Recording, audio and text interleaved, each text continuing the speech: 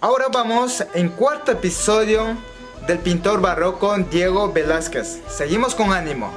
La asimilación del arte italiano en el estilo de Velázquez se comprueba en la fragua del Vulcano y la túnica de José, lienzo pintado en este momento por iniciativa propia sin encargo de por medio. En la fragua del Vulcano, aunque persisten elementos de periodo sevillano, se advierte una ruptura importante con su pintura anterior. En algunos de estos cambios se aprecian en el tratamiento espacial. La transición hacia el fondo es suave y el intervalo entre figuras está muy medido. También entre las pinceladas aplicadas antes de capas de pintura opaca y ahora con una impresión muy ligera, de modo que la pincelada es fluida y los toques de luz producen sorprendentes efectos entre las olas iluminadas y las sombras. Así el pintor contemporáneo Giuseppe Martínez concluía: vino muy mejorada en cuanto a perspectiva y arquitectura que se refiere. En Roma pintó también dos pequeños paisajes en el jardín de Villa Medici, la entrada a la gruta y el pabellón de Cleopatra Adriana. Pero no existe acuerdo entre los historiadores sobre el momento de ejecución. Quienes sostienen que hubo pintarlos durante el primer viaje, singularmente López Rey, se apoya en que el pintor vivió en Villa Medici en el verano de 1630. Pero mientras que la mayoría de los especialistas han preferido retrasar la fecha de su realización al segundo viaje, más sería por la envidia, porque considera muy avanzada su técnica bocetística, casi impresionista. Los estudios técnicos realizados en el Museo del Prado, si bien en este caso no son concluyentes, avalan sin embargo la ejecución en torno a 1630. Pero según Patorba, se propuso captar dos fugaces impresiones a la manera como lo haría Monet 2 siglos después. El estilo de estos cuadros ha sido frecuentemente comparado con los paisajes romanos que Corot pintó en el siglo XIX. Wow.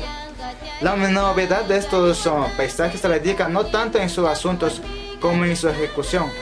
Los estudios de paisaje tomados del natural era una práctica como frecuente, utilizada solo por algunos artistas holandeses establecidos en Roma. Algo después también Claudio de Lorena realizó de ese modo algunos conocidos dibujos, pero a diferencia de todos ellos, Velasco iba a emplear directamente el óleo, emulando en su ejecución, pero la técnica formal del dibujo. Permaneció hasta el otoño de 1630 y regresó a Madrid, pasando por Nápoles, donde hizo el retrato a la reina de Hungría. Wow, qué interesante, pero bueno. Pueden ver que está en el Museo de Prado. Allí pudo conocer a José de Rivera, que se encontraba en su plenitud pictórica. Bueno, ahora tenemos el madurez en Madrid de nuestro famoso Diego Velázquez. Concluido su primer viaje a Italia, estaba en posesión de una técnica extraordinaria. Con 32 años inició su periodo de madurez. En Italia había completado su proceso formativo estudiando las obras maestras del Renacimiento, y su educación pictórica era la más amplia que un pintor español había recibido hasta la fecha. Desde principios de 1631, de nuevo en Madrid, volvió a su principal tarea de pintor de retratos reales en un periodo de amplia producción. Según Palomino, inmediatamente después de su regreso a la corte, se presentó al conde duque, quien le ordenó acudir a dar gracias al rey por no haberse dejado retratar por otro pintor en su ausencia. También se le aguardaba para retratar al príncipe Baltasar Caldos, nacido durante su estancia en Roma, al que retrató al menos 6 ocasiones. Estableció su taller en el Alcázar y tuvo ayudantes. Al mismo tiempo prosiguió su ascenso en la corte, no exento de litigios. En 1633 recibió una vara de alguacil de corte, ayuda de guardarropa de su majestad en 1636, ayuda de cámara en 1643 y superintendente de obras un año más tarde. La documentación relativa abundante para esta etapa recogida por Pita Andrade, presente. Sin embargo, algunas importantes en lo relativo en su labor artística de su vida. En 1631 entró en su taller un joven ayudante de 20 años, Juan Bautista Martínez del Marzo, nacido en Cuenca, del que nada se sabe de su primera formación como pintor. Mazo se casó el 21 de agosto de 1633 con la hija mayor de Velázquez, Francisca, que tenía 15 años de edad. En 1634 su suegro le cedió su puesto de ujier de cámara para asegurar el futuro económico de Francisca. Mazo apareció desde entonces estrechamente unido a Velázquez como su ayudante más importante, pero sus propias obras no pasarían de ser copias o adaptaciones del maestro sevillano, destacando según el aragonés Giuseppe Martínez por su habilidad en la pintura de pequeñas figuras. Su destreza al copiar las obras de su maestro destacada por Palomiño, y su intervención en algunas obras de Velázquez que había quedado sin terminar a su muerte, ha originado ciertas incertidumbres, pues todavía hay discusiones entre los críticos sobre la atribución de ciertos cuadros a Velázquez o a Mazo.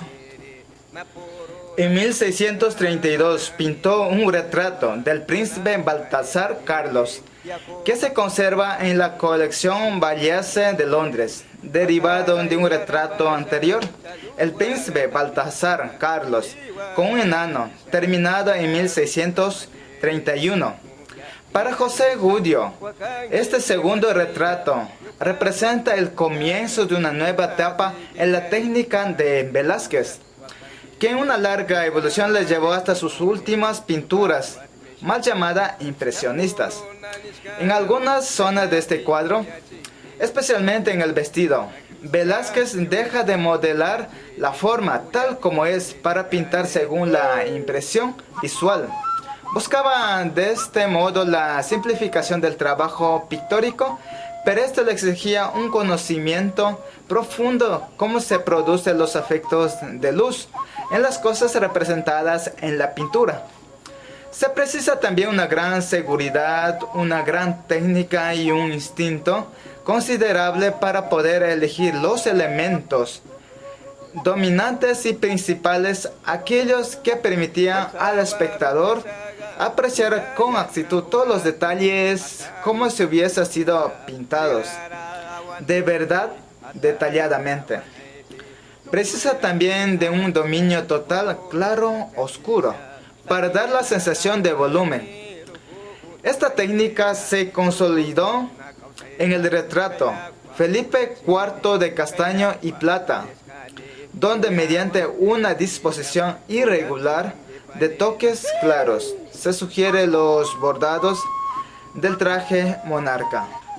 Participó en los dos grandes proyectos decorativos del periodo, el nuevo Palacio del Buen Retiro, impulsada por Olivares, y la Torre de la Parada, un pabellón de Casa del Rey en las proximidades de Madrid.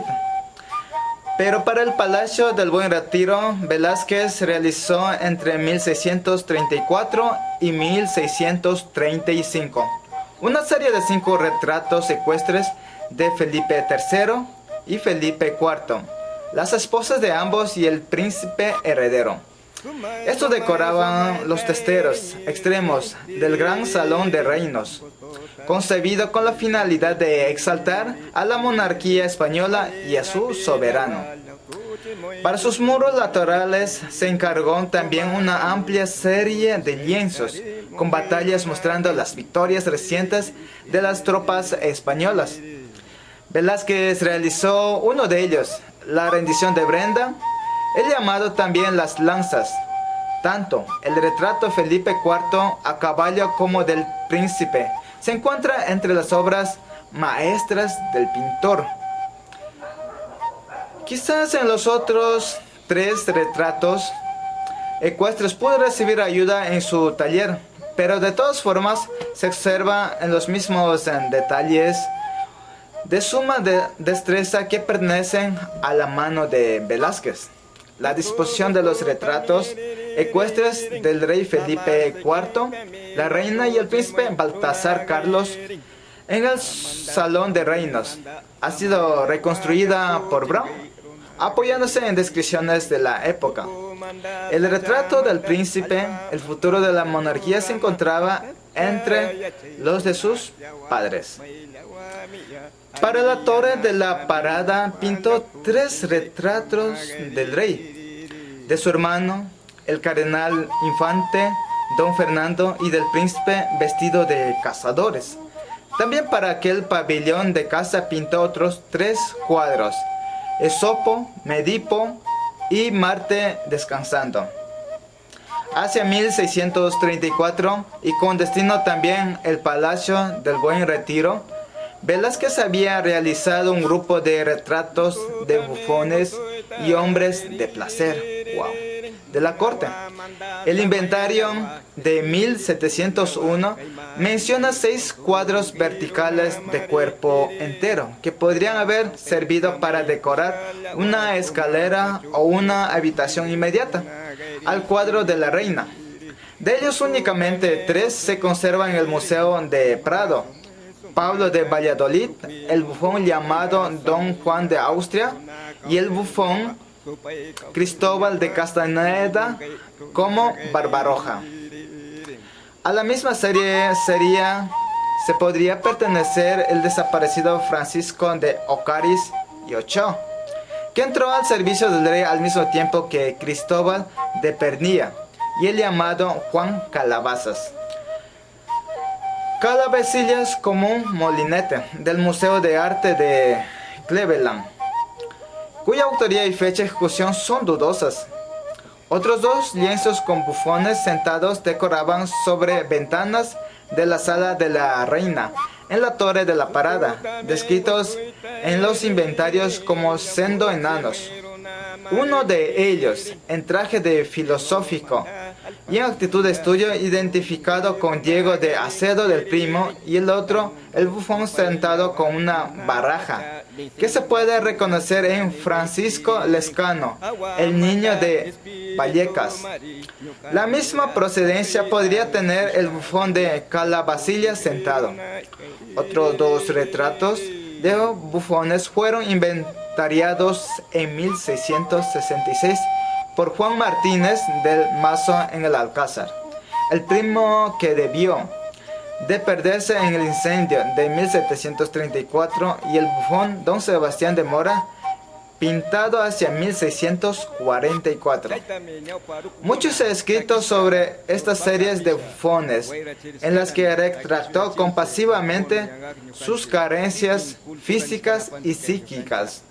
Resuelta en uno de los espacios, pudo en ellos realizar experimentos estílicos con absoluta libertad.